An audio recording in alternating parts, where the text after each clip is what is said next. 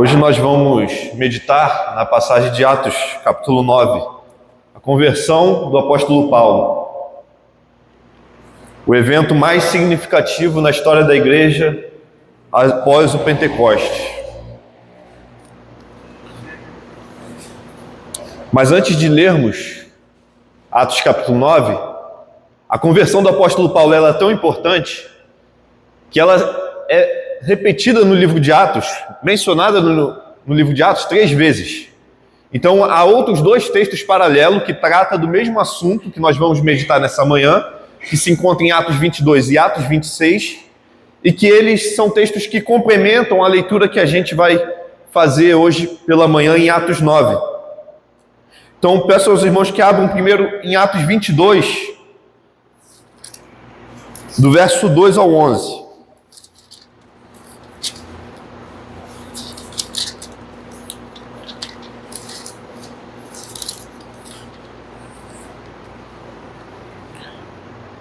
Atos 22, do verso 3, a partir do verso 3. Diz assim a palavra do Senhor: Eu sou judeu, nasci em Tarso da Cilícia, mas criei-me nesta cidade e aqui fui instruído aos pés de Gamaliel, segundo a exatidão da lei de nossos antepassados, sendo zeloso para com Deus, assim como todos vós o sois no dia de hoje. Persegui este caminho até a morte, prendendo e metendo em cárceres homens e mulheres, de que são testemunhas o sumo sacerdote e todos os anciãos. Destes recebi cartas para os irmãos e ia para Damasco, no propósito de trazer manietados para Jerusalém os que também lá estivessem, para serem punidos. Ora, aconteceu que indo eu de caminho e já perto de Damasco, quase no meio-dia, repentinamente grande luz do céu brilhou ao redor de mim. Então caí por terra, ouvindo uma voz que me dizia: Saulo, Saulo, Saulo, por que me persegues?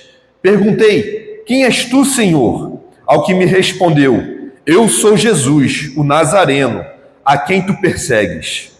Os que estavam comigo viram a luz, sem contudo perceberem o sentido da voz de quem falava comigo. Então perguntei: que farei, Senhor? E o Senhor me disse: levanta-te, entra em Damasco, pois ali te dirão acerca de tudo o que te é ordenado fazer. Tendo ficado cego por causa do fulgor daquela luz, guiado pela mão dos que estavam comigo, cheguei a Damasco. Agora capítulo 26.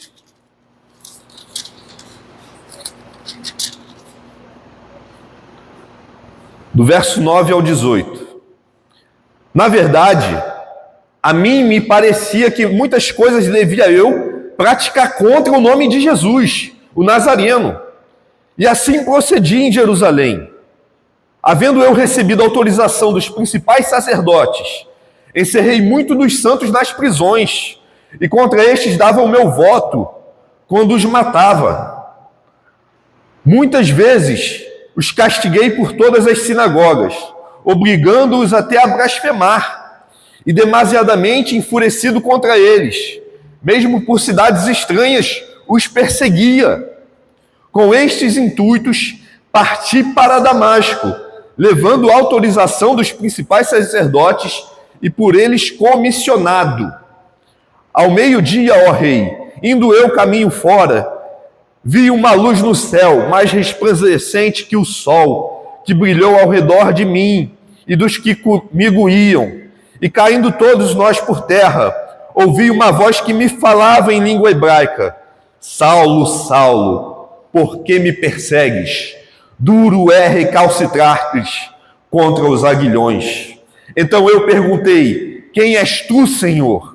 Ao que o Senhor respondeu: eu sou Jesus, a quem tu persegues. Mas levanta-te e firma-te sobre teus pés, porque por isto te apareci, para te constituir ministro e testemunha, tanto das coisas em que me viste, como daquelas pelas quais te aparecerei ainda, livrando-te do povo e dos gentios, para os quais eu te envio, para lhe abrires os olhos e os converteres das trevas para a luz e da potestade de Satanás para Deus, a fim de que recebam eles remissão de pecados e herança entre os que são santificados pela fé em mim. Vamos orar. Senhor, Pai, que a mesma luz que raiou, Pai, naquela estrada de Damasco, ao apóstolo Paulo, trazendo ele, Pai, das trevas para a luz, trazendo ele, Pai, da ceguidão, Senhor, para a luz, para que ele pudesse ver, Pai, ver a beleza e a majestade do Senhor Jesus Cristo, Senhor, para que ele deixasse de ser servo, Pai, dos desejos pecaminosos, do zelo, do falso entendimento, mas agora escravo da verdade, para que ele pudesse, Pai, deixar, Pai, de ser servo de homens, de vãs filosofias, para ser servo da Tua vontade, Senhor.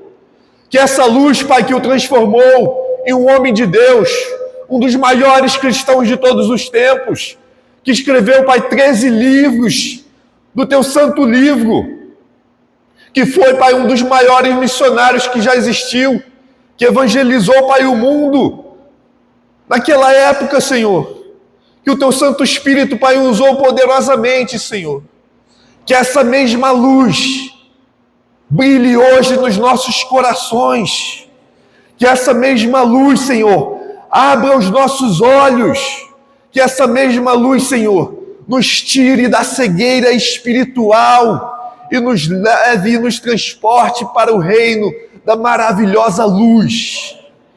Que essa mesma luz, Senhor, nos transforme, Senhor, em servos Teus, Senhor, para a honra e glória do Teu santo nome, Senhor. Essa é minha oração, Pai, nessa manhã. Fique conosco, Senhor, se manifeste a nós nessa manhã. Amém. A igreja pode se assentar. Atos capítulo 9, que é o nosso texto nessa manhã, diz assim, verso 1: Saulo, respirando ainda ameaças e morte contra os discípulos do Senhor. Saulo. Quem era Saulo? A gente leu no verso 22, ele fala quem ele era. Eu sou judeu.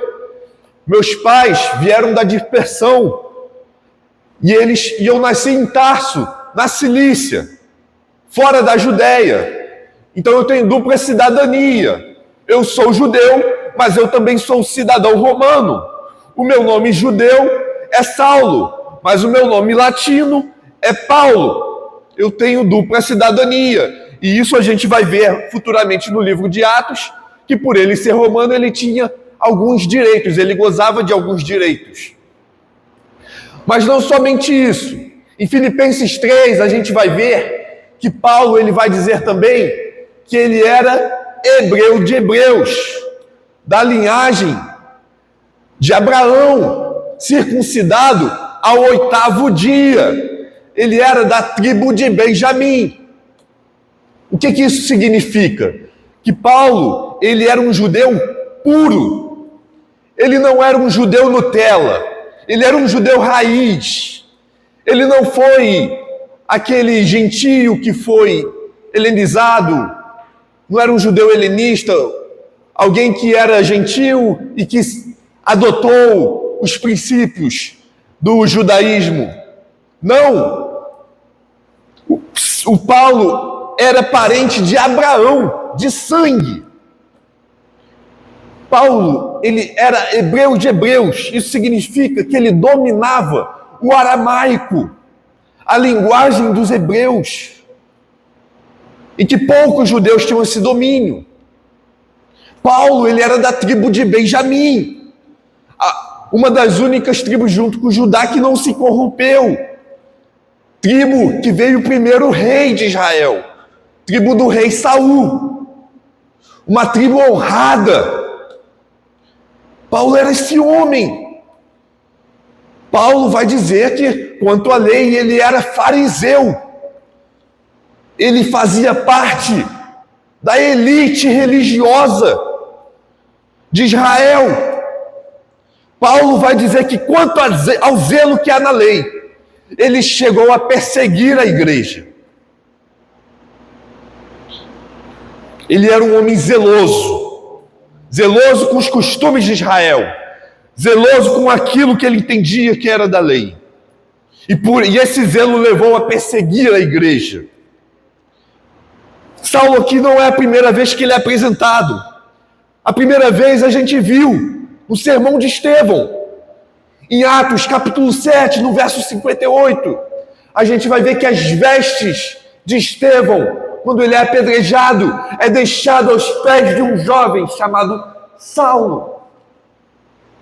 No capítulo 8, no verso 1 ao verso 3, a gente vai ver que naquele dia levantou-se grande perseguição em Jerusalém contra a igreja do Senhor, e que todos foram dispersos de Jerusalém, ficando lá apenas os apóstolos, e que alguns homens piedosos sepultaram Estevão e prantearam em seu sepultamento.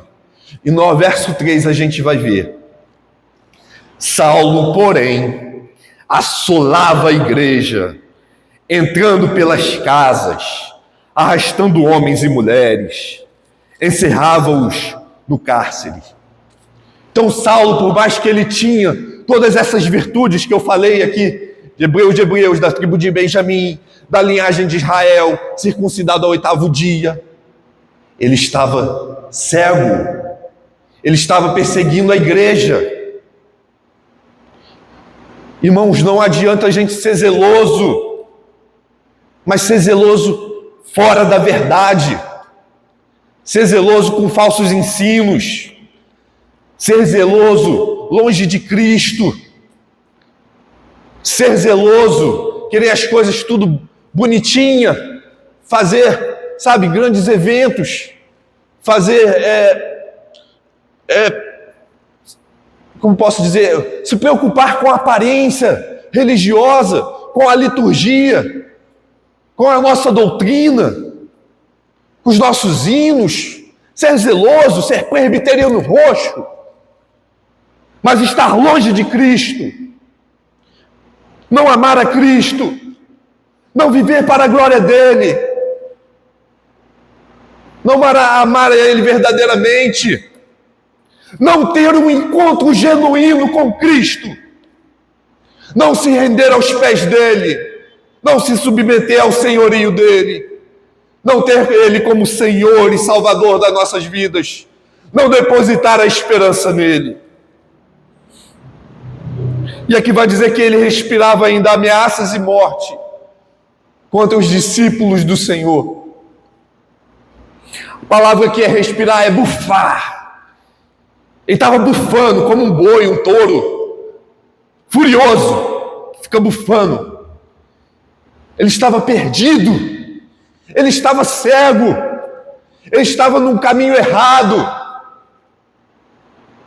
enganado pelo seu falso zelo. Saulo, ele era sincero naquilo que ele cria. Mas não basta ser sincero naquilo que você crê, se aquilo que você crê é errado. O inferno está cheio de gente sincera. Então não basta a gente ser sincero, ter o coração sincero. A gente tem que ter o coração sincero na verdade, em Cristo Jesus, no nosso Senhor. Então ele, na sua seguidão, ele vai até o sumo sacerdote. E no verso 2 a gente vê, ele pede cartas para a sinagoga de Damasco, para o sumo sacerdote, para que eles, caso achasse alguns que eram do caminho, e assim eram chamados os cristãos. Os cristãos, eles vão ser chamados de cristãos só em Antioquia. A igreja vai ser chamada de cristãos. Mas até então eles eram conhecidos como os do caminho, porque Jesus assim se denominou. Eu sou o caminho, a verdade e a vida. Então aqui até o momento, os cristãos eram conhecidos como os do caminho. Então ele vai e pede cartas ao sumo sacerdote para ir até Damasco. Mas, irmãos, Damasco ficava 230 quilômetros de Jerusalém. Olha a vontade, a raiva, a fúria que esse homem estava contra o povo de Deus, de andar 230 quilômetros, uma viagem de uma semana, para prender os cristãos, para trazer para Jerusalém, para humilhar, para jogar na sarjeta. Ele estava perdido, ele estava em trevas, ele estava em escuridão, a luz ainda não tinha raiado no seu coração, a luz ainda não tinha raiado nos seus olhos.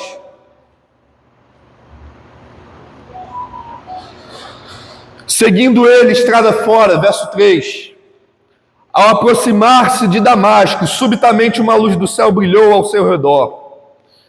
E aqui a gente viu nos textos que a gente leu, que essa luz que brilhou no sol de meio-dia.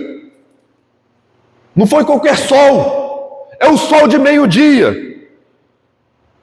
O sol mais forte, aquele sol que fica na nossa cara, a gente não consegue nem andar, a gente fica em casa, espera o sol abaixar para sair. E a luz de Cristo raiou muito mais acima do que a luz do sol do meio-dia. Esse é o nosso Deus glorioso. É o Deus que no novo céu e nova terra não haverá sol, porque a luz de Deus, nosso Senhor, brilhará sobre todos nós.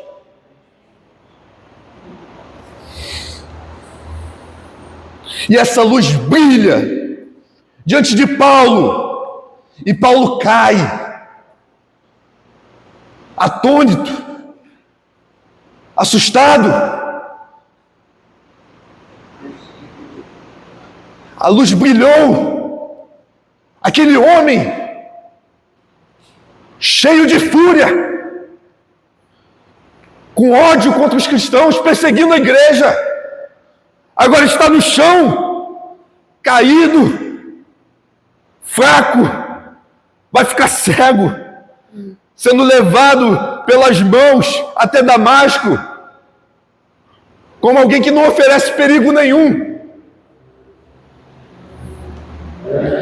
Aquele homem cai diante da glória de Jesus. Você já caiu diante da glória de Deus? Você já se rendeu diante da glória de Jesus? Qual é a sua estrada de Damasco? Todos nós temos uma estrada de Damasco. Todos nós um dia andávamos perdidos. Mas Jesus nos resgatou das trevas e nos transportou para a maravilhosa luz. Todos nós temos uma estrada de Damasco. E se você não tem uma estrada de Damasco, se você não tem um momento em que você foi transformado, em que você nasceu de novo, você não pode entrar no reino de Deus. Você não pode nem ver e entender as coisas do reino de Deus. A sua alma está perdida. E aqui nós vemos a conversão do Saulo. E aquela voz, ele vai dizer: Saulo, Saulo, por que me persegues? Saulo, Saulo. Na Bíblia, essa repetição de 2 vezes o nome, ela nos indica um relacionamento pessoal. A gente fala 2 nomes para alguém que a gente conhece. Vejam bem, Abraão, quando ele leva Isaac, ele estende o punho, e dos céus, um anjo bradou uma alta voz dizendo: Abraão, Abraão, não estenda a mão sobre o seu filho, porque eu sei que agora tu confias em mim. Moisés na sarça ardente: Moisés, tira as sandálias dos pés, porque o chão que você está é terra santa. Samuel, quando Deus o chama, Samuel, Samuel, é Deus se relacionando com aqueles que são seus escolhidos, com aqueles que Ele ama, com aqueles pelo qual Ele escolheu se revelar. Veja, Jesus se revelou apenas para Paulo. Os que estavam com ele, a gente viu pelos outros textos, eles viram a luz, mas eles não viram Cristo. Eles ouviram algumas coisas, mas aquelas palavras que Jesus falou eram em aramaico, era na língua de Paulo, de Hebreus. Deus se revela a quem Ele quer e como Ele quer. E aqui a gente vê também a soberania de Deus na salvação. Não foi Paulo que se decidiu por Cristo, foi Cristo que foi lá e salvou Paulo. Deus, Ele é soberano na salvação. Paulo não contribuiu em nada para a salvação. Paulo, ele é humilhado por Cristo, pela glória de Cristo. Jesus aparece, Saulo, Saulo, por que você está me perseguindo? Olha você, cara, está aí, cego, por causa da minha glória. Mas voltando, Saulo, Saulo indica uma relação pessoal, é o amor de Deus. Deus o amava. Parece loucura. Os cristãos talvez pensassem, como é que pode Deus amar um homem que está perseguindo a igreja, que está pegando homem e mulher, tacando na sarjeta? Mas Deus o amava. Isso nos ensina que Deus pode salvar toda e qualquer pessoa. Aquela pessoa que você não dá nada por ela, que é ruim, aquele seu vizinho chato, ou aquele seu parente, que às vezes você já desistiu de orar pela conversão dele. Não desista, não desista, ore, porque Deus é poderoso para fazer como Ele fez com Saulo, fazer na vida do seu parente, do seu vizinho, da sua família, do seu filho, do seu pai, da sua mãe. Não desista, irmãos.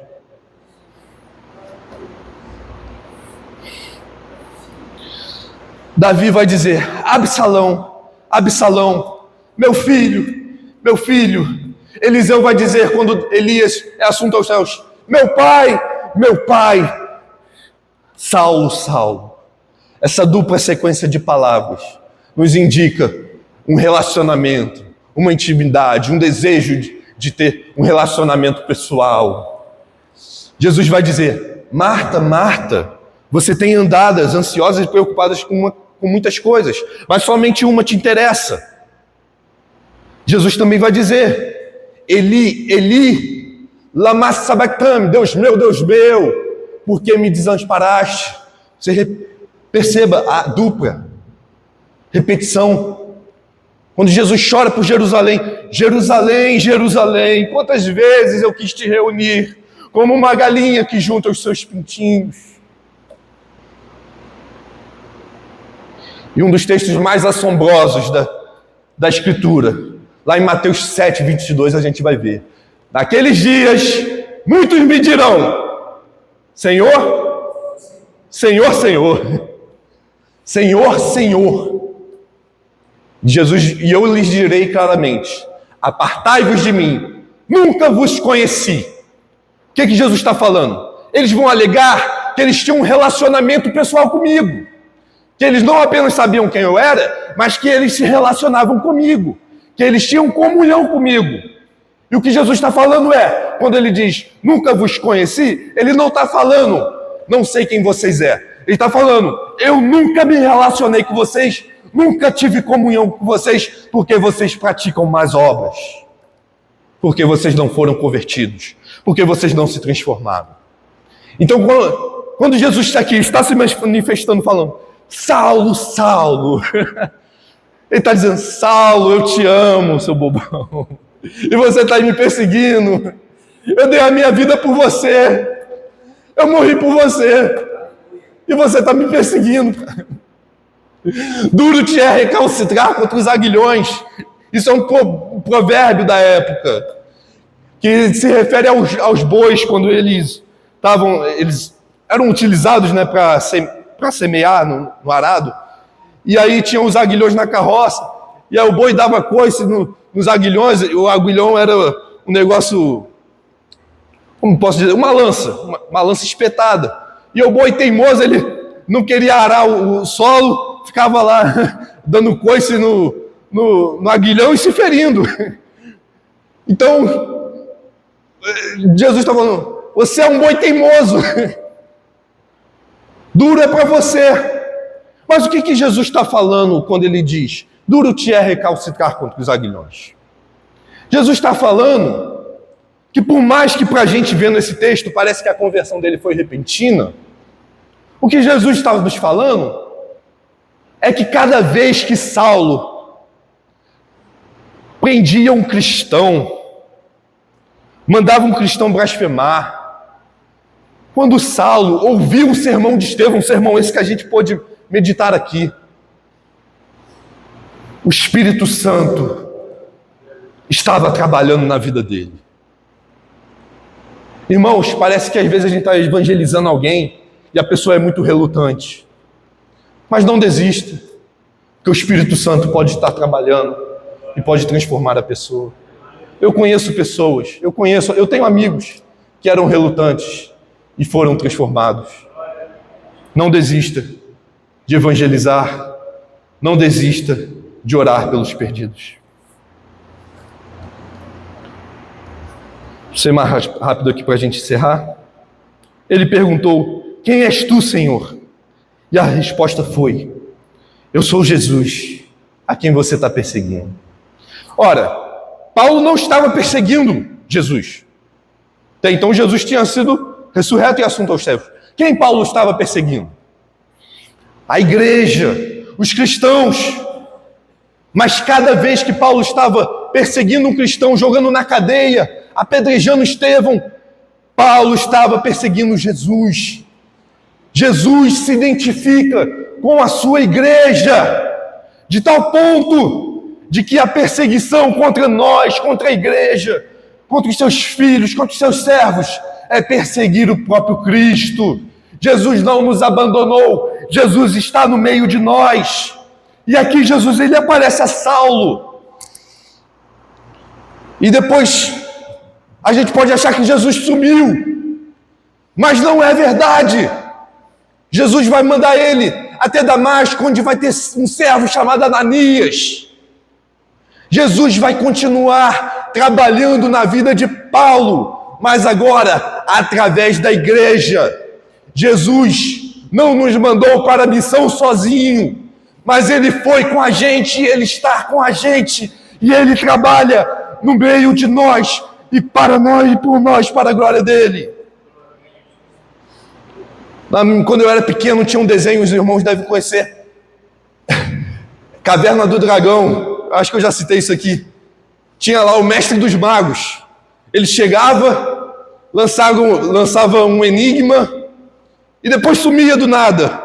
E aí o pessoal ficava lá perdido. O que será essa charada? O que significa? Jesus não é mestre dos magos.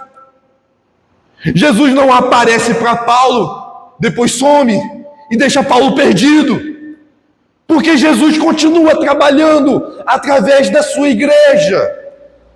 Porque Jesus está aqui hoje de manhã conosco, no meio de nós.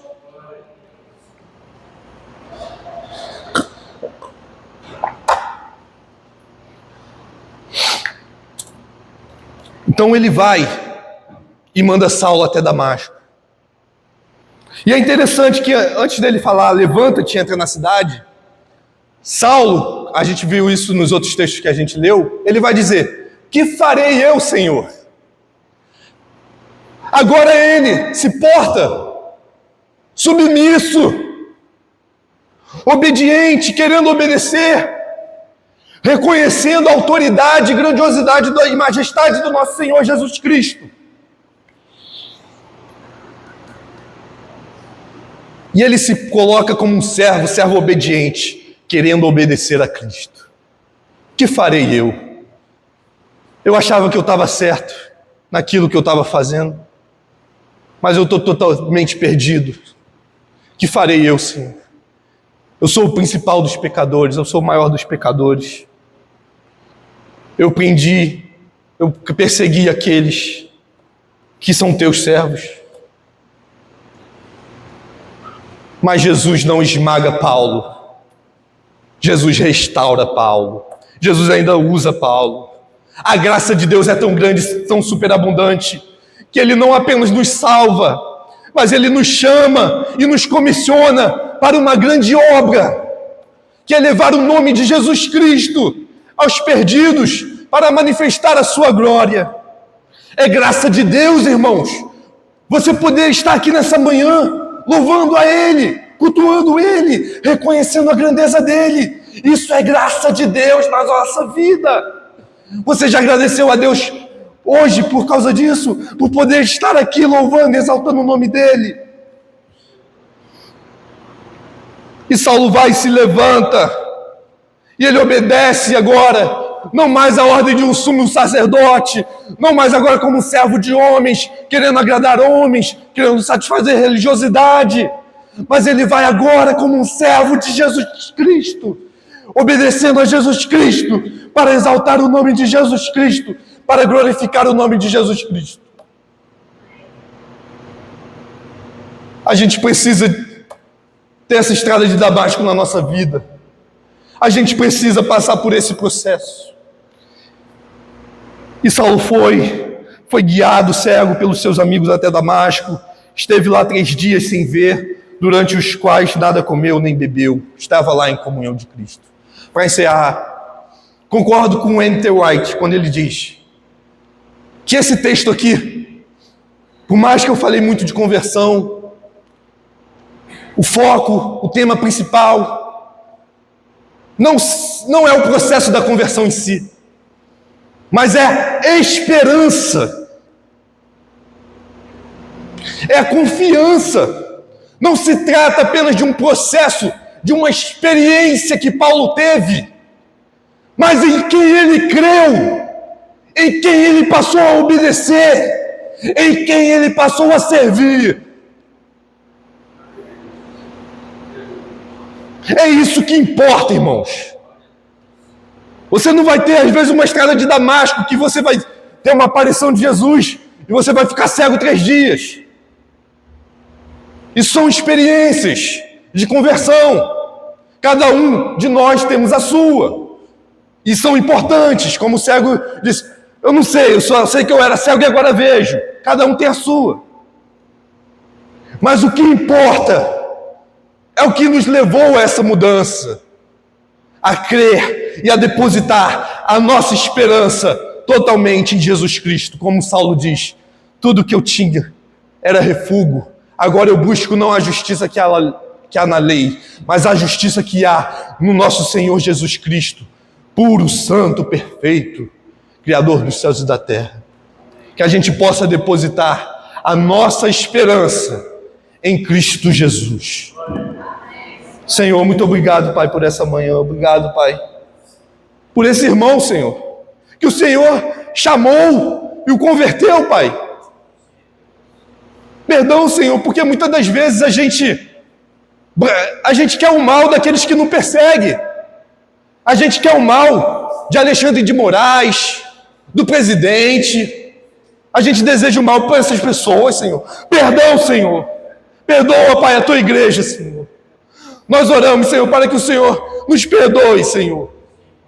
E que o Senhor transforme, Pai, e salve aqueles que nos perseguem, porque é isso que a tua palavra diz. Nos usa, Pai, para a honra e glória do teu nome, Senhor. E nos faz, Pai, sermos servos obedientes a ti, Senhor. Em nome de Jesus, Pai, que eu oro. Amém.